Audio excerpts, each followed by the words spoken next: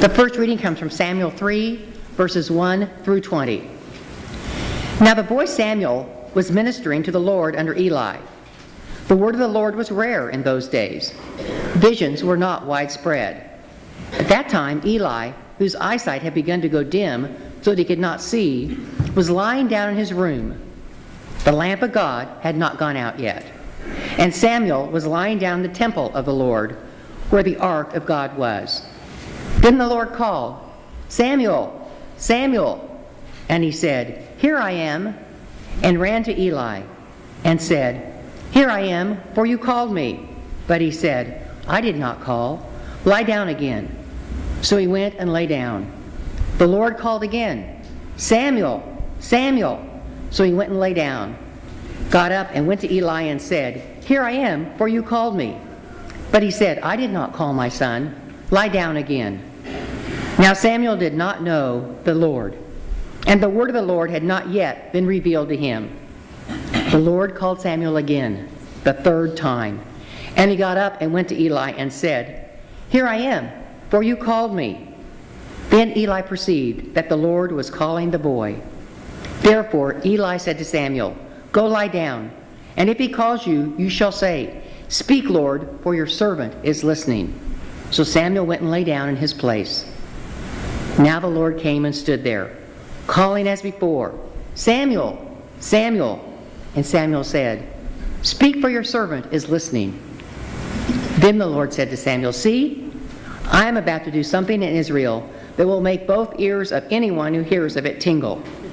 On that day I will fulfill against Eli all that I have spoken concerning his house, from beginning to end.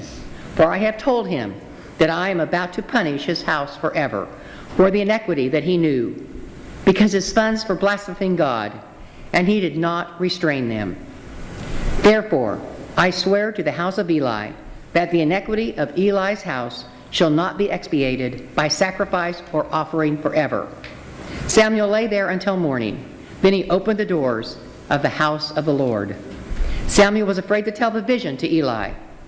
But Eli called Samuel and said, "Samuel, my son." "Here I am," Eli said.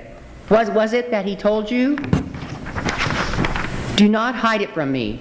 May God do so you and more also, if you hide anything from me of all that he told you. So Samuel told him everything, and hid nothing from him. Then he said, "It is the Lord. Let him do what seems good to him." As Samuel grew up, the Lord was with him, and let none of his words fall to the ground. And all of Israel, from Dan to Beersheba, knew that Samuel was a trustworthy prophet of the Lord. This is the word of the Lord.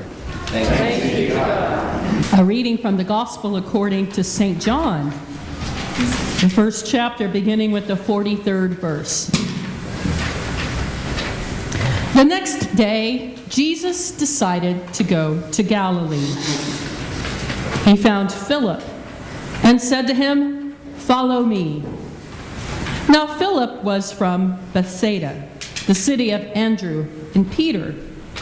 Philip found Nathanael and said to him, "We have found him about whom Moses in the law and also the prophets wrote, Jesus, son of Joseph from Nazareth." Nathanael said to him, "Can anything good come out of Nazareth?" Philip said to him, "Come and see." When Jesus saw Nathanael coming toward him, he said of him, "Here is truly an Israelite in whom there is no deceit." Nathanael asked him, "Where did you get to know me?" Jesus answered, "I saw you under the fig tree before Philip called you." Nathanael replied, "Rabbi, you are the Son of God. You are the King of Israel." Jesus answered, "Do you believe because I told you that I saw you under the fig tree? You will see greater things than these." And he said to them, "Very truly I tell you, you will see heaven opened, and the angels of God ascending and descending upon the Son of Man." This is the word of the Lord. Thanks be to God.